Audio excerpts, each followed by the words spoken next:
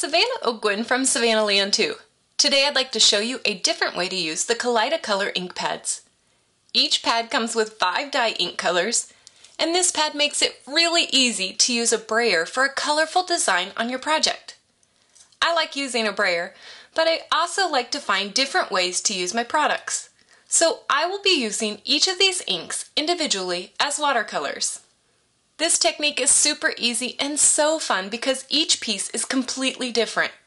You can use a little bit of ink for a lighter look or add more ink for a darker design. To get started, you want to take your inks and press them onto an acrylic block. This will allow us to use these inks as watercolors. Now be careful of the palette lever right here. This is used to push the inks together or keep them separate. But when you're pushing it onto the acrylic block, you want to make sure that the lever is at the end or on the edges. That way you get the most ink possible. And I like to press down and then push it up forward and press down again. Now to create your design, use a water brush, or you can also use a regular brush and water to pick up your ink colors and transfer them to your watercolor paper. Remember, the more ink you use, the darker design.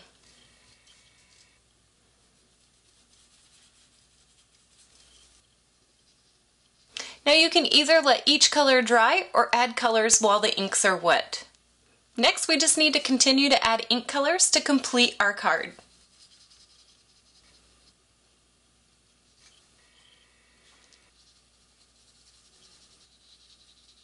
Now that our inks have dried, we can finish our card with a stamped, embossed, or die-cut sentiment. It's super easy.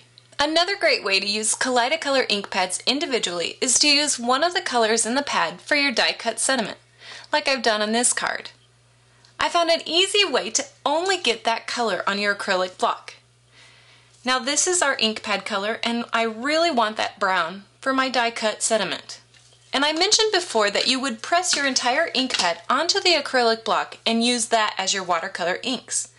But if you only want one color and it's in the middle, take a smaller acrylic block and rub it right on the ink.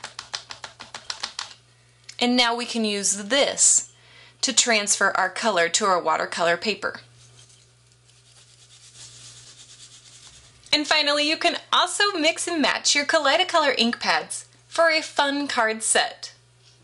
For more projects and techniques using the Kaleidacolor ink pads, check out Imagine Crafts on Facebook, Pinterest, the Imagine Crafts blog, and at imaginecrafts.com.